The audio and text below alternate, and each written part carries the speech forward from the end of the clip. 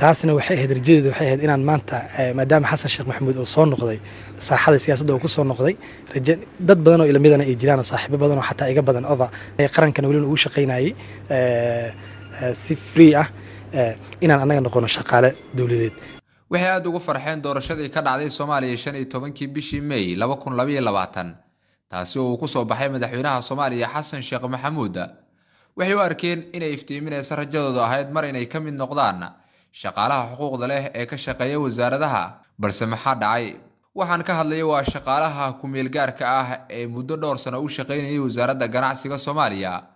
kuwaasi oo mar qura uu kala eriyay wasiirka cusub ee wasaaradda ganacsiga Soomaaliya waxa mar qura eel ku dhacday rajadooda ahayd in mar ay ka mid noqdaan shaqaalaha dawladda Soomaaliya taasi oo muddo dhowr sano ah ay u soo sabrayeen ana waxaan u maleynayay in aan noqon doono dad maartay dawladda ka mid noqda hase yeeshee waxaad u malaysaa in madaxweyne xasan sheekh hadalkii uu dhahay iyo fariintii uu dhahay ilaa hadda ana laga soo jawaabin waxana laga yaabaa fariintan laba mid waa inuu madaxweynaha ogeyn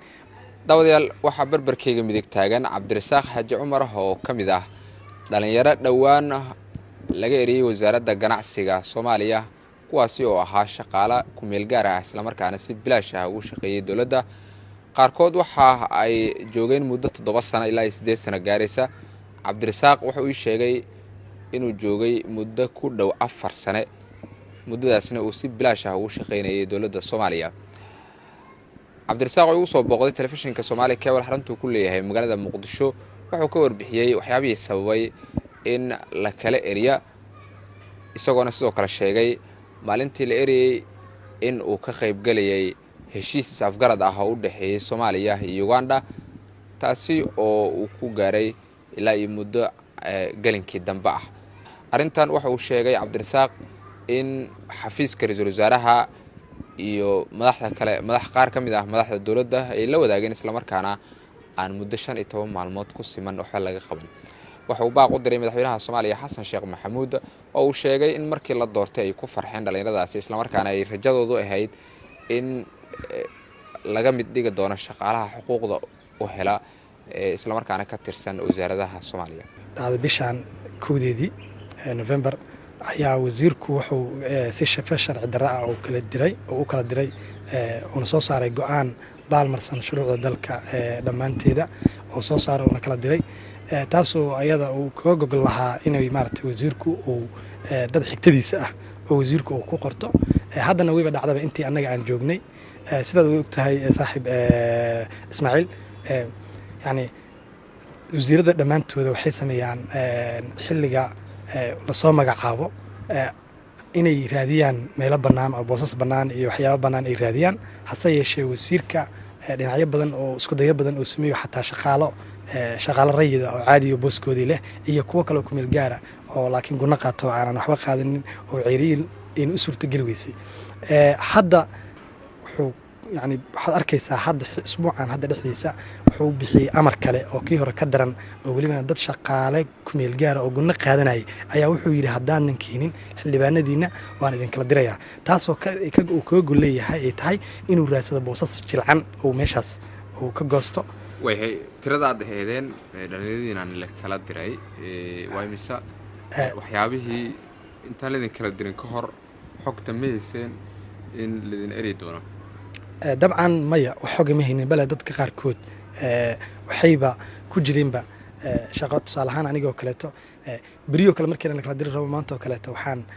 fadhiyay oo waliba xataa aan ku gaaray ilaa saacada 12 saac in uu u dhaxeeyo Soomaaliya iyo Uganda inaan maartay wax ka tarjumo oo aan kaalinteyda sharci aan ka qaato maadaama aan bartay trail looga muddada aan joogay tusaalahaan aniga waxay tahay waa muddo ku dhawaad 4 sano kor u dhaafaysa taasna waxay ahayd rajadeedu waxay ahayd inaan maanta maadaama xasan sheekh maxamuud uu soo noqday saaxada siyaasadda uu ku soo noqday dad badan oo ilmidana ay jiraan oo saaxiibo badan oo xataa iga badan over 8 year dad jooga ay jiraan wasaaradda waliba shaqeynaya qarankana waliba ugu shaqeynayay si free ah inaan anaga noqono shaqaale dawladeed baraha Soomaaliya waxaan dhihi lahaa jawaab maartay waafiya inuu ka bixiyo runtii waa lagu yaqaanaa go'aana ra-iisul wasaarayaashii horeeto waxaa lagu yaqaanay arrimahan oo kale hadday maaragtay wasiir uu la yimaado in maaragtay jawaab waafiya inuu helo oo arrimo qaranka wax saameynaya oo qaranka saameyn ku leh oo maaragtay welibana qaranka wax yeelinaya sharaftiisa iyo waxaasoo dhan inay la yimaadaan ra-iisul wasaaraha markaasoo kale iyo madaxweynaha inay la yimaadaan go-aan ah ama inay xilka ka qaadaan ama inay arrintaasi ay ka xaalmariyaan dhallinyaradaasi. si la mid ah waxaa jira shaqaalahan la kala eriyey ee wasaaradda ganacsiga islamarkaana ku-meel gaarka iyagoo ahaa ee sida bilaashka ugu shaqaynayay dowladda soomaaliya kuwa la mid ah oo jooga wasaaradaha kale ee dowladda iyaguna ay soo food saartay walwal ah talow goormaa laydin burin doonaa maadaama aan laga hadlin kuwii hore loo buriyey ee wasaaradda ganacsiga burisay cabashadoodana aan ilaa iyo iminka ay ka jawaabin dowladda soomaaliya. ismaaciil barise telefishinka Somali Cable magaalada Muqdisho. taasina waxay ahayd rajadeedu waxay ahayd inaan maanta maadaama xasan sheekh maxamuud uu soo noqday saaxada siyaasadda uu ku soo noqday dad badan oo ilmidana ay jiraan oo saaxiibo badan oo xataa iga badan oba qarankana weli ugu shaqaynayay si free ah inaan anaga noqono shaqaale dawladeed. waxay aad ugu farxeen doorashadii ka dhacday Soomaaliya 15 bishii May 2022 taasi oo uu ku soo baxay madaxweynaha Soomaaliya xasan sheekh maxamuud. waxay u arkeen inay iftiiminayso rajadooda ahayd mar inay ka mid noqdaan shaqaalaha xuquuqda leh ee ka shaqeeya wasaaradaha balse maxaa dhacay. waxaan ka hadlayay waa shaqaalaha ku-meel gaarka ah ee muddo dhowr sano u shaqaynayay wasaaradda ganacsiga Soomaaliya kuwaasi oo mar qurah uu kala eriyay wasiirka cusub ee wasaaradda ganacsiga Soomaaliya. waxa mar qurah eel ku dhacday rajadooda ahayd in mar ay ka mid noqdaan shaqaalaha dowladda Soomaaliya taasi oo muddo dhowr sano ah ay u soo sabrayeen. ana waxaan u maleynayay in yani aan noqon doono dad maaragtay dawladda yani ka mid noqda hase yeeshee waxaad u malaysaa in madaxweyne xasan sheekh hadalkii uu dhahay iyo fariintii uu dhahay ilaa hadda ana laga soo jawaabin waxaana laga yaabaa fariintan laba mid waa inuusan madaxweynaha ogeyn. dawadayaal waxaa barbarkayga midig taagan cabdirasaaq xaaji cumar oo ka mid ah dhalinyaro dhowaan laga eriyey wasaaradda ganacsiga Soomaaliya kuwaasi oo ahaa shaqaale ku-meel gaar ah islamarkaana si bilaash ah ugu shaqeeyay dowladda. qaarkood waxa ay joogeen muddo 7 sano ilaa 8 sano gaaraysa. cabdirasaaq wuxuu ii sheegay inuu joogay muddo ku dhow 4 sano muddadaasna uu si bilaash ah ugu shaqeynayay dowladda Soomaaliya. cabdirasaaq wuxuu soo booqday telefishinka Somali Cable xarunta ku leeyahay magaalada Muqdisho wuxuu ka warbixiyay waxyaabihii sababay in la kala eriya isagoona sidoo kale sheegay maalintii la eriyay in uu ka qayb galayay heshiis afgarad ah oo u dhaxeeyay Soomaaliya iyo Uganda taasi oo uu ku gaaray ilaa iyo muddo galinkii dambe ah. arrintan waxa uu sheegay cabdirasaaq in xafiiska ra'iisul wasaaraha iyo madax qaar ka mid ah madaxda dowladda ay la wadaageen isla markaana aan muddo 15 maalmood ku siman waxba laga qaban. waxa uu baaq u diray madaxweynaha Soomaaliya xasan sheekh maxamuud oo uu sheegay in markii la doortay ay ku farxeen dhalinyaradaasi isla markaana ay rajadoodu ahayd in laga mid dhigi doono shaqaalaha xuquuqda u hela isla markaana ka tirsan wasaaradaha Soomaaliya. bishan 1 November ayaa wasiirku wuxuu si sharci darro ah oo kala diray oo soo saaray go'aan baalmarsan shuruucda dalka dhammaanteeda oo soo saaray oo kala diray taasoo ayada uu ka gogol lahaa inay maaragtay wasiirku uu dad xigtadiisa ah oo wasiirku uu ku qorto haddana wayba dhacdaba intii annaga aan joognay sidaad u ogtahay saaxiib Ismaaciil yani wasiirada dhammaantooda waxay sameeyaan xilliga la soo magacaabo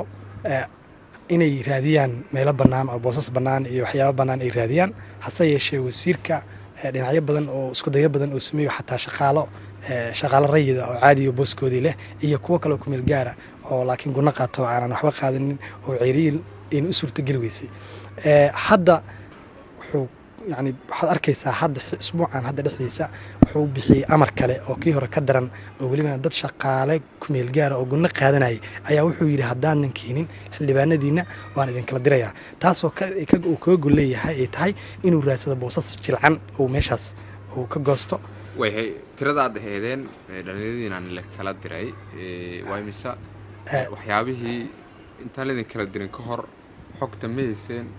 in la idin eri doono. dabcan maya wax xog ma haynin bal dadka qaarkood waxayba ku jireenba shaqo tusaale ahaan anigoo kaleeto beriyo kale markii la kala diri rabo maanta oo kaleeto waxaan fadhiyey oo weliba xataa aan ku gaaray ilaa saacadda 12 saac MOU u dhexeeya Soomaaliya iyo Uganda inaan maaragtay wax ka tarjumo oo aan kaalinteyda sharci aan ka qaato maadaama aan bartay trade lawga muddada aan joogay tusaale ahaan aniga waxay tahay waa muddo ku dhawaad 4 sano kor u dhaafaysa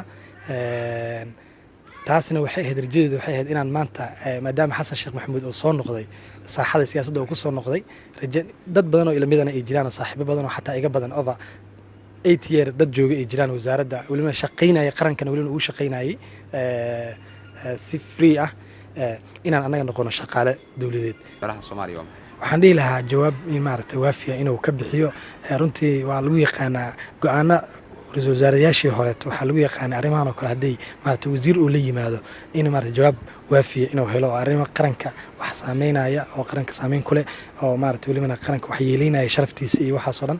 inay la yimaadaan ra'iisul wasaaraha markaas oo kale iyo madaxweynaha inay la yimaadaan go'aan ah ama inay xilka ka qaadaan ama inay arintaasi ay ka xal mariyaan dhalinyaradaas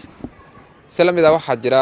shaqaalahan la kala eriyay ee wasaaradda ganacsiga isla markaana ku meel gaarka iyagu ahaa ee sida bilaashka ugu shaqeynayay dawladda Soomaaliya kuwa la mid ah oo jooga wasaaradaha kale ee dawladda iyaguna ay soo foosartay walwal ah talo goormaaleedin burin doona maadaama aan laga hadlin kuwii hore loo buriyay ee wasaaradda ganacsiga burisay cabashadoodana aan ilaa iminka ay ka jawaabin dawladda Soomaaliya Ismaaciil Barisha telefishinka Soomaali Cable magaalada Muqdisho